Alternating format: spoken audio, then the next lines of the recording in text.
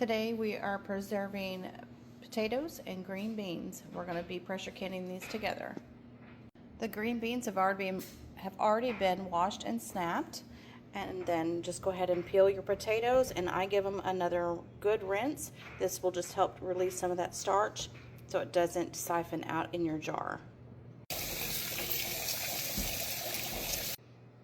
I'll place 7-quart jars in the oven at 220 degrees, and I leave these in for 15 minutes.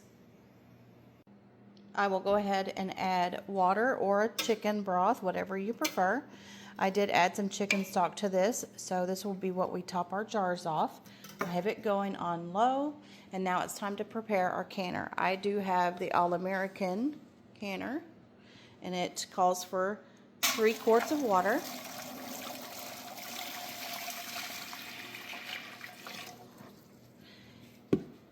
And don't forget to add a splash of vinegar. This will keep your jars from becoming cloudy. And go ahead and turn that on low.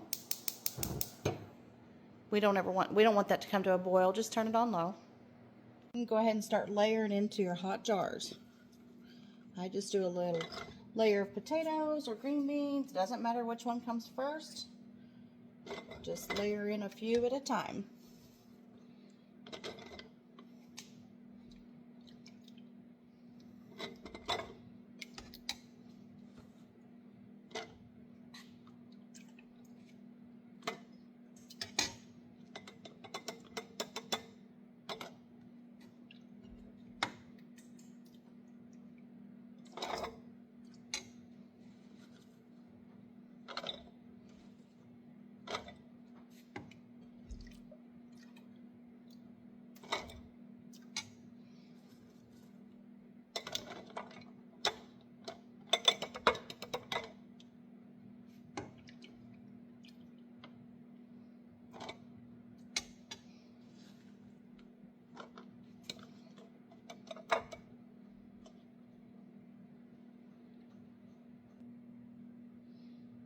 All right, now that my jars are filled, I go ahead and take my hot broth and place it into the jars.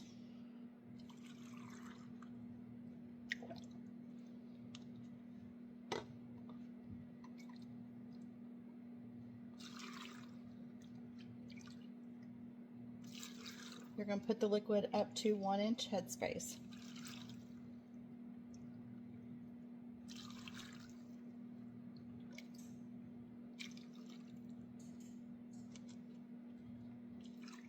Once you get all the liquid in, you're going to use a tool, a debubbler, or wooden skewer, whatever you've got on hand.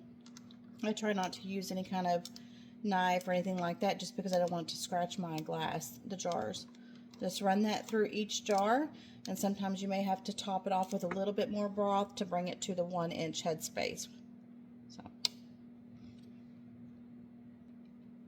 Then I take a paper towel and put a little white vinegar on it, and then I just wipe each rim really well, make sure there's no residue.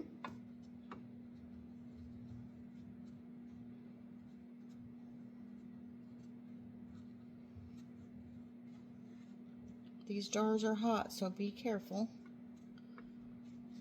And then I place my lid and ring, fingertip tight. And I just use one hand. I don't grab it and twist or anything like that. Just one hand, fingertip tight. And place this into your hot canner. Once all the jars are placed into the canner, then I'll go ahead and run an oil of whatever oil you want. I run it on the inside of this canner. These don't have a seal. They have a metal-to-metal seal, and so we don't have to worry about any kind of rubber band or anything like that. And then go ahead and place the lid. The arrows will line up. And I just check for my even spaces all the way around, and then I'll start tightening on opposite sides. This first round, I just kind of get him up there and just gently or slightly tighten.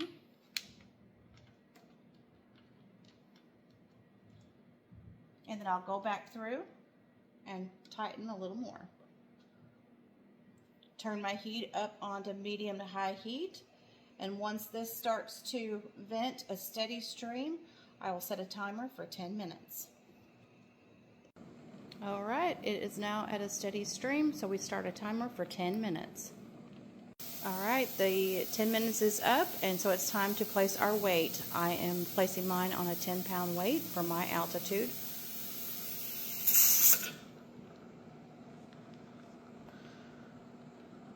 And then I just keep my heat on about medium high. I know this is how my stove works.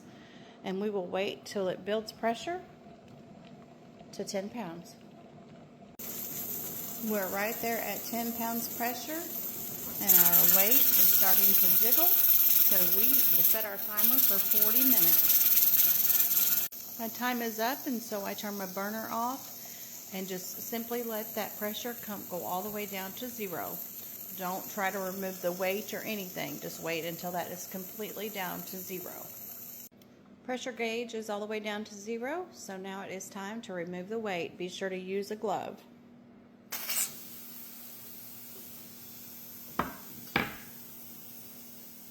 We're going to let that just vent for a few minutes, and then I will loosen the lid. Okay, we can start loosening the wing nuts from opposite sides. Always make sure that you open this away from your face. The steam is very hot. Remove your jars from your canner, place on a towel, and let this sit for 24 hours.